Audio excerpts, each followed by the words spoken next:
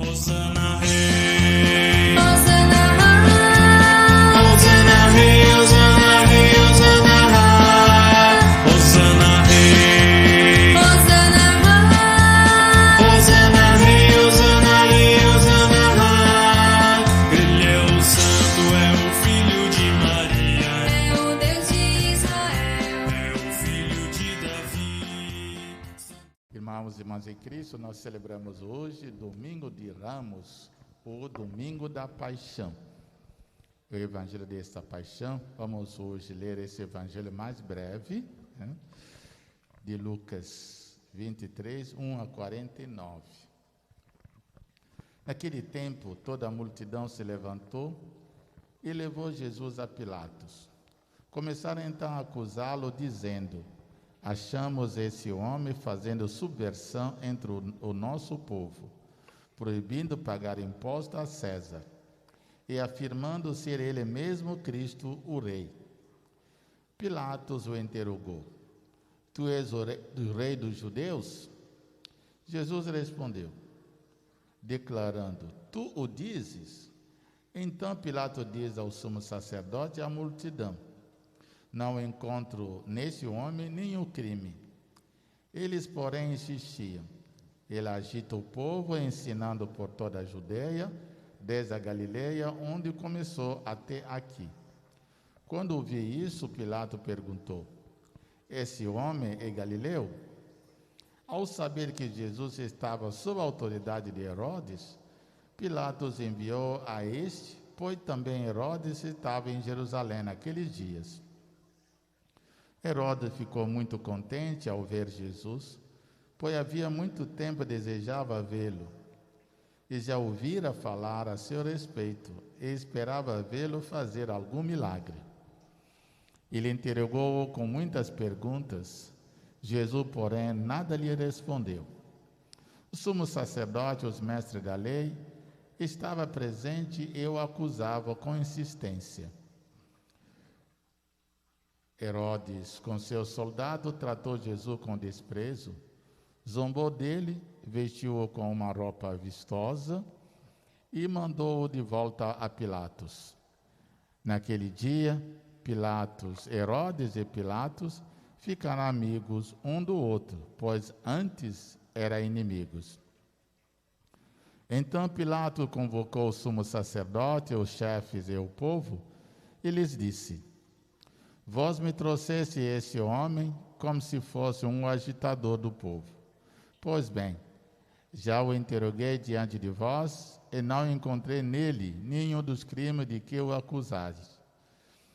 Nem Herodes, pois o mandou de volta para nós. Como podes ver, ele nada fez para merecer a morte. Portanto, vou castigá-lo e o soltarei.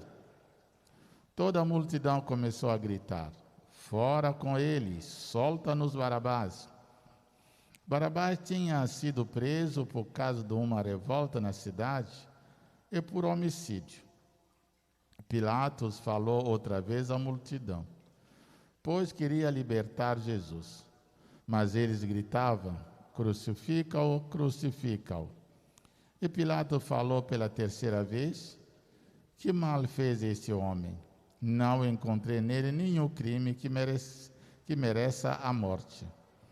Portanto, vou castigá-lo e o soltarei. Eles, porém, continuaram a gritar com toda a força, pedindo que fosse crucificado. E a gritaria dele aumentava sempre mais. Então Pilatos decidiu que fosse feito o que eles pediam. Soltou o homem que eles queriam, aquele que fora preso por revolta e homicídio. Entregou Jesus à vontade deles. Enquanto levavam Jesus, pegaram um certo Simão de Cirene, que voltava do campo. Impuseram-lhe a cruz para carregá-la atrás de Jesus. Seguia-o uma grande multidão do povo e de mulheres que batiam no peito e choravam por ele. Jesus, porém, voltou-se e disse: filha de Jerusalém, não chorei por mim, chorai por vós mesmas e por vossos filhos. Porque dias virão em que se dirá: Felizes as mulheres que nunca tiveram filho, os ventres que nunca deram à luz, e o seio que nunca amamentaram. Então começarão a pedir às montanhas, caia sobre nós, e às colinas, escondei-nos. Porque se fazem assim com a árvore verde, o que não farão com a árvore seca? Levava também outros 2 malfeitores para serem mortos junto com Jesus. Quando chegaram ao lugar chamado Calvário, ali crucificaram Jesus e os malfeitores, um à sua direita, outro à sua esquerda. Jesus dizia: Pai, perdoa-lhes, eles não sabem o que fazem. Depois fizeram um sorteio, repartindo entre si as roupas de Jesus. O povo permanecia lá, olhando, até o chefe zombava, dizendo: a outra ele salvou, salve-se a si mesmo, se de fato é o Cristo de Deus, o escolhido. O soldado também caçoava dele. Aproximava-se, oferecia-lhe vinagre e dizia: se és o rei dos judeus, salve-te a ti mesmo. Acima dele havia um letreiro: este é o rei dos judeus. Um dos malfeitores crucificados o insultava, dizendo: tu não é o Cristo, salve-te a ti mesmo e a nós. Mas o outro repreendeu, dizendo: nem sequer temes a Deus, tu que sofres a mesma condenação. Para nós é justo, porque estamos recebendo o que merecemos, mas ele não fez nada de mal. E acrescentou: Jesus, lembra-te de mim quando entrar no teu reinado. Jesus lhe respondeu: em verdade te digo, ainda hoje estará comigo no paraíso. Já era mais ou menos meio-dia, e uma grande escuridão cobria a terra, toda a terra, até às 3 horas da tarde. Pois o sol parou de brilhar, a cortina do santuário rasgou-se pelo meio, e Jesus deu um grande grito: Pai, em tuas mãos entrego o meu espírito. Dizendo isso, expirou.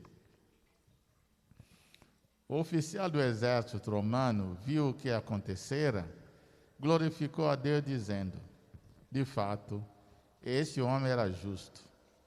E as multidões que tinham acorrido para assistir, viram o que havia acontecido e voltaram para casa batendo no peito. Todos os conhecidos de Jesus, bem como as mulheres que o acompanhavam desde a Galileia, ficaram à distância, olhando essas coisas. Palavra da salvação. Glória a vós, Senhor. Longo evangelho desse domingo de Ramos, a paixão do Cristo Jesus. Mais uma vez, voltamos para pensar, meditar e refletir. Padre, por que Pilatos perguntou a Jesus se ele era o rei dos judeus? Pilatos pergunta porque o motivo pelo qual Jesus era acusado é que ele estava se declarando o rei dos judeus. E Jesus, Pilatos, queria ter uma resposta da própria boca de Jesus, se realmente ele se declara mesmo o rei dos judeus.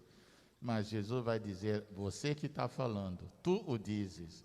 Então, não vou comentar nada, mas você está falando. Quer dizer, Jesus não quis levantar logo de cara a resposta de que ele é o Messias, mas é porque esse era o argumento da acusação do povo. Então. Padre, por que o povo gritava para crucificar Jesus se ele não tinha feito nada de errado? É verdade, porque aqui é um argumento, o povo era incentivado pelos líderes, pelos chefes religiosos, os mestres da lei, que praticamente encontravam em Jesus um obstáculo, né? E Jesus também se declarando Filho de Deus, declarando que Deus é o Pai, ele é filho de Deus, para aquele povo, aquela liderança, era já uma blasfêmia. E a blasfêmia é punido por uma morte, é morte violenta, que é crucificar. Então, o motivo de crucifica-o, quer dizer, o crime dele é um crime maior, é um crime que é condenado pela morte. Mas qual é o crime?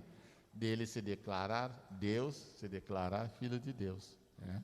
E o rei, porque essa noção do rei de Israel, rei dos judeus, é uma coisa tão política, mas no mesmo tempo também religiosa. Eu, como rei, que tem que sentar no trono. Padre, essas pessoas são as mesmas que o aclamavam com ramos, né? Exatamente. E aí, depois, as pessoas pedem para crucificá-lo. Então, quer dizer, as pessoas foram manipuladas, foram instigadas, né? A acreditar que ele realmente tinha feito algo errado. Foram manipuladas pela liderança, e isso não aconteceu só naquele tempo. Acontece ainda hoje no nosso tempo, seja na igreja, seja na sociedade. Há uma massa do povo que é facilmente manipulada por uma liderança que tem o poder econômico, mas também o poder político. Padre, mais à frente, né, no caminho aí, Jesus encontra as mulheres de Jerusalém e ele fala para elas: não chorem por mim, né? Ele fala para elas chorarem por elas mesmas e pelos seus filhos. Por que Jesus fala isso? Jesus está colocando, olha, o tratamento que está sendo dado para mim, isso eu vou ser vencedor, mas vão dar mais duro ainda para os filhos de vocês, né? E para vocês e para os seus filhos. Eu sou Deus, indiretamente está dizendo, eu consigo isso diretamente superar, vencer, mas vai ser muito difícil. A capacidade que eu tenho, nem sempre vocês têm.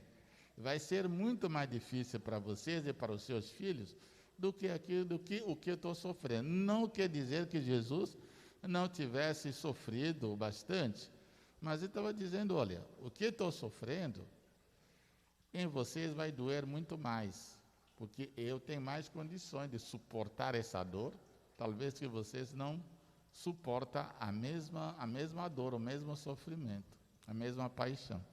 Então, a realidade nossa hoje é isso. Vamos pensar um pouquinho na nossa descendência.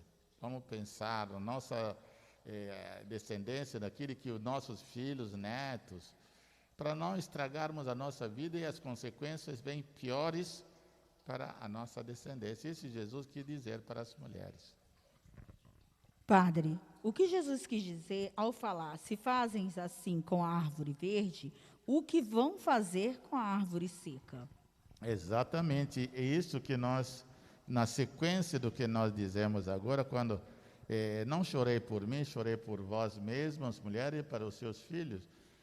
E ele é uma árvore verde. Você pega uma árvore verde, você joga no fogo, demora para queimar. Mas se você joga uma árvore seca, ele é consumido rapidamente. Então, a resistência que a árvore verde tem, a árvore seca não tem, né? Então, ele como Deus, se me trata assim, eu que sou Deus, imagina vocês que são puramente humanos, vocês são árvore seca, pega fogo e consome, né? Desaparece, mas comigo não. Então, atenta, um tipo de alerta, cuidado com o que pode vir. Então, amadurece, se previne, se arma mais. É isso que Jesus quis também, de uma certa maneira, dizer para nós. Que Deus nos abençoe, Ele que é Pai, Filho e o Espírito Santo. Amém. Amém.